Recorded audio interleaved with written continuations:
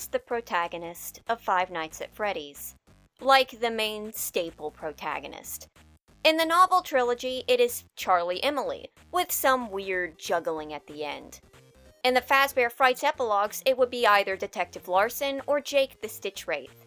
In Help Wanted, Security Breach, and Ruin, we have Vanessa, Gregory, and Cassie respectively, with each following game relating to the protagonist from the game before it. But if we're looking at the first set of the mainline games from 1 to Pizzeria Simulator, and looking for who would be the main character whose story we follow through those games, that would be none other than William Afton. But if we're not talking villains, the first character you may equate to the lead role would be Mike, or instead Michael Afton, the son of William Afton. But what do we really know about Michael Afton? Well, very little. You may think I'm exaggerating here, but no, in the grand scheme of things, we actually know very little about who may, or specifically should be, the main character of the entire series. We will begin with Mike in Fnaf 1, and I should begin this by saying that in the games it is never directly confirmed that Mike is Michael. There's a hint, leaving the hand unit labeled Mike in sister location, and the logbook goes out of its way to suggest it. But if you're not reading supplementary materials, it is very likely that Mike and Michael are the same person. It is telegraphed as such, but it is never directly confirmed. I will go out on a limb though and say that I'm pretty sure they're the same Mike. Though I should note that the name Michael is used a lot in the books for completely separate characters, such as the soul-possessing Golden Freddy. It seems to me that in the games they are the same person. So, Mike works the night shift at Freddy's. He works a week and a weekend and then gets fired for unprofessional behavior and odor, and animatronic tampering. We don't really know anything about him, save that he must get stuffy because in the office he always runs the fan, and that he might like soda. Mike's basically the ideal voiceless protagonist. Not much to say. Literally. Michael Afton is introduced in Sister Location, with his name properly revealed in the custom night, and it is in this game that we get a little bit more about him. In Sister Location, we fit into the shoes of a technician who works with the rental animatronics. He likes soap operas, popcorn, and not getting himself scooped into a human canoe. But when he decides to keep going back, that's exactly what happens. He is recognized as William Afton by Baby, but in the custom night cutscenes, where we see the continued degradation of his body, he confirms he is Michael Afton, a character who we didn't know existed until this moment. So, Michael splits with his bot skeleton and he's still standing and he is coming back for his father, as proclaimed in his solitary voice line at the end of the custom night. And then, that's it. Now, as for Michael's behavior, we know he is William's son and Elizabeth's brother. We know he followed Will's directions to try to get to Elizabeth, or Baby, but it's not exactly clarified whether he did this out of an obligation to Will or to his sister, though it weirdly seems like the former from how he words it. If Michael is the older brother from Fnaf 4, which I will address in full later, then he may feel remorse for past actions. Michael seems to like this cheesy vampire soap opera called The Immortal and the Restless, and frequently eats popcorn, so he probably likes it. Unless it's just like cheap filler food that he can graze on while watching TV and just kind of tolerates it. No clarification. Now, if we trust the logbook as a valuable source of information, and that is more valuable than the hilariously inaccurate from page-to-page character encyclopedia, which funny enough doesn't have Mike Schmidt or Michael Afton in it, then we know Mike likes to chew gum, wants to take a tropical vacation, and wanted the cash basket, not the exotic butters. I mean, technically, he didn't get either because he was scooped before he did, so there's that. And that's it. That's it. That is the entire confirmed history of Mike Schmidt, Michael Afton, at least as shown in the games. That is also his entire personality. Now, before anyone rushes to the comments to tell me about how Michael was the protagonist of FNAF 3 or 4, or how he was in or didn't survive the Pizzeria Simulator fire, or that he's Glamrock Freddy or Mexis or some other Michael in the book, I want you to stop and really think about if this was something that was actually shown in the games, or was something implied in the books that is implied through a completely different character, or perhaps something that you might have heard through the grapevine. because the issue here is that a lot of the widespread knowledge of Michael Afton comes from taking stuff from the games and books that may or may not relate to him and theorizing that it does. I will say that the Logbook seems to be a better example, but where do you draw the line? I've seen folks say that Michael must have been in every game since he knows all of the information in the Logbook. But on the flip side, it is a book written to explain stuff from the games, so yeah, it would need to have that information. Having the book limited to the knowledge of one character to fit the bit would mean that the Logbook wouldn't be able to tell half of the information it does in it. And that would make the book nearly worthless when it's advertised first and foremost as the book to explain the lore. That doesn't mean Michael canonically knows everything. Or what if this Logbook was written during or after Pizzeria Simulator? Maybe he was a ghost or something. And maybe Michael learned a lot of the information secondhand, found another one of Henry's tapes or something. Of course, we don't even know if Michael was in Pizzeria Simulator. We know virtually nothing about who we play as, and Henry's line, "You weren't the person this job was chosen for, but I think you're where you need to be," only makes it more obscure. Henry straight up said, "You'll do." Okay, well maybe not like that, but he was more than prepared to ship anyone who found his audio logs early off to be lobotomized. So he's not exactly a reliable narrator. Truth is, we don't know because we know absolutely nothing about this guy. And everything we do know has an if attached. If Michael is Mike from Fnaf 1, then he knows about the classics, yada yada. If Michael wrote the Logbook, then we know that he likes gum and wants a tropical vacation, and so on and so forth. They are some nice character tidbits, if they weren't the only thing we knew about him, and they're not like huge telltales about one's character. In fact, they're downright dull. It's like saying, "I'd like to breathe, and I wouldn't mind if I won a new car for free." They're practically a general consensus, gum and tropical vacations. But there's a bigger issue here too, when we look at something like Fnaf 4. In case you don't know, Fnaf 4's story involves the tale of the crying child, a boy bullied by his older brother and neglected by his parents. At the end of a terrible week, the crying child is cornered by his brother and his bullied friends, and they play a prank where they push his head into the sweaty bear springlock suit and animatronic combo when it bites down and lobotomizes his little brother's frontal lobe, after which the crying child is hinted to have died. So the common belief and hint in the Logbook is that Michael Afton is the foxy masked wearing older brother to the crying child. I believe this. At least I believe that as of now the story is written where that is him. However, that too is not confirmed. It's not even confirmed the crying child is Will's son. It's just a popular headcanon that isn't really stated anywhere. And the big issue with this lack of confirmation is that it is a sign of a bigger problem. Our main character has no real character. A lot of what we as a fandom believe about Mike and Michael is just belief. And that wouldn't be nearly as much of an issue if we weren't kind of robbed. And why do I say robbed? Well, because Michael is so overlooked. He is the main character, and he has nothing confirmed surrounding him, pretty much nothing. We know barely anything about his personality, and we have to pull together shreds of info and paper mache together what may be a profile of who he is. Meanwhile, actual main character William Afton, yeah, we know everything about him. In contrast to the shreds we know about Michael, there's shreds that we don't know about Afton. Even the stuff that's only implied is implied a lot stronger. Such as when in the books, Will claims that his turning point, the moment he really went into his role as the Purple Man, happened after his near-fatal springlock accident. In case you don't know, Will survived a springlock accident before. That's why he felt so comfortable in Spring Bonnie, and how he ended up becoming Springtrap. It has been known that big experiences like this have been known to trigger shifts in personalities like this too. Sure, it's not directly confirmed, outside of the books at least, but there's enough surrounding evidence aligning together that it makes a reasonable conclusion. The issue with Michael is just there isn't even that. We get so little, and what we do get more so vaguely kind of fills in gaps, almost but not entirely. And it's almost all confined in Fnaf 1's sister location and the Logbook. Not even Pizzeria Simulator. His name isn't spoken once.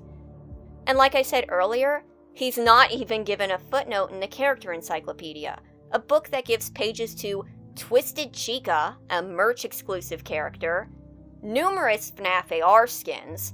Mike doesn't even get a page. The three-headed thing in the sister location office, that thing that sits in the back and doesn't do anything, that has a page, and Mike does not. So yeah, no character quite literally. In a twisted irony, the character encyclopedia describes Mike's character perfectly. It's not there. And you know my feelings about having to imply something. The biggest issue being that we're not being told a story, we're being told a summary of a story that we didn't actually get to see. That's why I have issues with info dumps and the logbook in general. My biggest problem is when we're not getting a story told to us, we're getting told basically the cliff notes of a story to make up for the fact that the story's not present. Getting answers and getting a well-told story that makes you feel something are two different things. And as I previously said, those confirmed answers are pretty loosey-goosey. Which wouldn't be a problem if Fnaf didn't have such a unreliable narrator problem. You know, the whole bait-and-switch thing that permeates the series, usually triggered by the desire to suddenly switch to another narrative focus. Like, let's talk recently. Like, let's build Vanny. Let's build Vanny. Let's build Burn Trap. Wait, no, Mimic. Which makes me wary. See, I'm afraid to take anything at face value because we don't know when we could get another, no wait, that was actually something else. And this is only recently, but this has been going on since Sister Location and the whole mic trap fiasco, which I won't go into it here, but I've gone into it in videos before. But the whole mic trap fiasco was just a degree of bad telegraphing.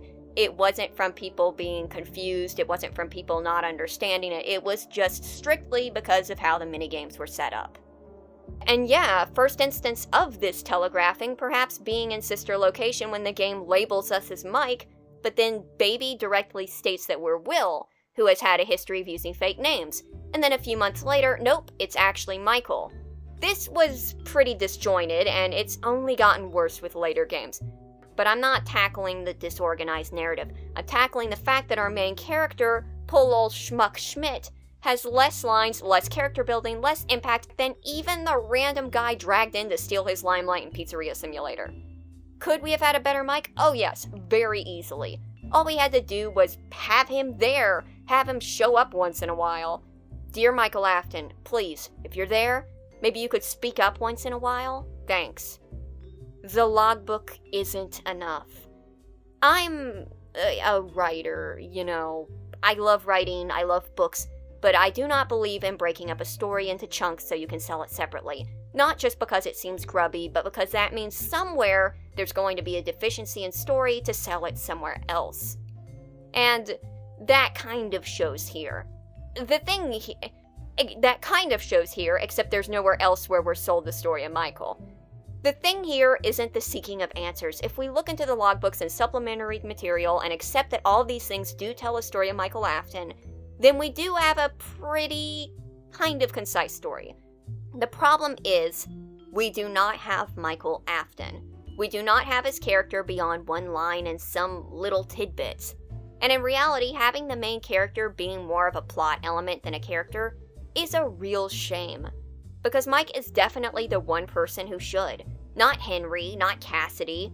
Maybe Will, but maybe not so much of Will, so it's not as much of an imbalance. But who is posed as a lead and who really isn't. Now, we have the movie, the Fnaf movie, which tells the story of Mike Schmidt. It hasn't come out yet, but I can tell for you for certain without dating this video. Will movie Mike Schmidt tell us more about game Mike Schmidt and Michael Afton? No, and it shouldn't.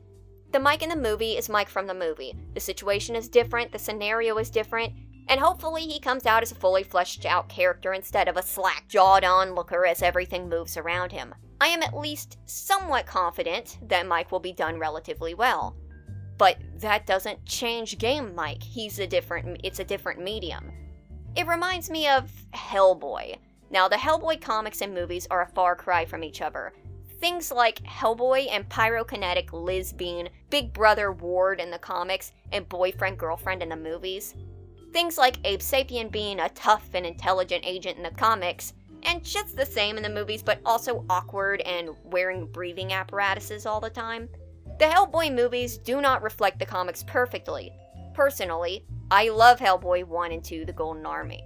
I tried picking up the comics because of them, and while they're good comics, I didn't get into them like the movies, and that's just a preference thing.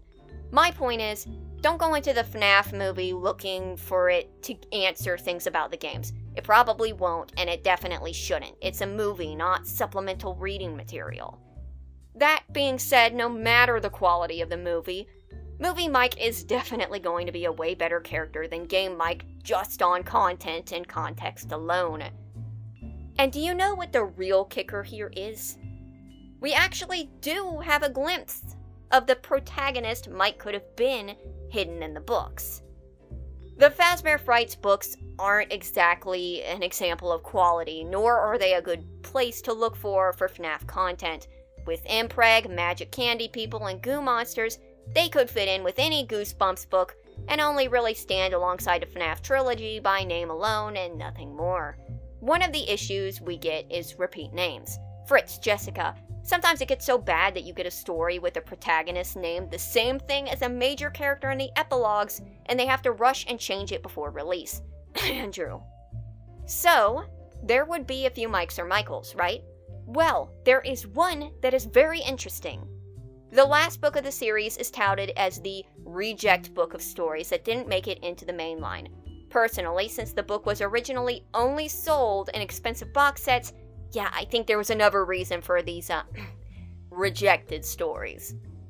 This book, titled Felix the Shark, touts the Jumping the Shark story itself, Felix the Robotic Shark, The Scoop, FNAF's troll story, and a very neat little story called You're the Band. You're the Band is in fact the only story in the entire series that is 100% fully Five Nights at Freddy's. That includes the Tales of the Pizzaplex. This story is the most FNAF thing Fazbear Frights has. So, what is this story? To keep it short, You're the Band involves a mother who's trying to save her kid who got possessed by an old Freddy head that she bought him for his birthday. In her attempts to save him, and find out more once he disappears, she is assisted by a strange man who's been poking around. This is, in fact, Mike, who knows more about Freddy's than he lets on. She and he head to the old Freddy's where her son is being kept and go up against the leftover animatronic band and even the puppet itself, until the mother returns ahead and the animatronics go docile again. Her son is freed. Mike kind of brings her up to speed as they leave, and it's a happy ending for everyone involved. And yeah, this Mike aligns perfectly with the Mike everyone wants as the main character. He knows what's going on, he's actively assisting in these animatronic mysteries, and he's not afraid to go up against the bots. Except the puppet. He sees the puppet and screams like a little lad. But who wouldn't? I find that cute. My god, we actually have a Mike that makes me feel things. Imagine if there were more stories like this, or better yet, imagine if there was an anthology of a few stories where Mike is discovering these animatronics, taking place during periods throughout his life, as a teen, as an adult pre-sister location, and post-scooping, and filling in how he knows about the animatronics in the logbook, filling in those gaps. That would be so cool. But it would take more effort than the Mad Libs copy and paste stories that Scholastic's so good at.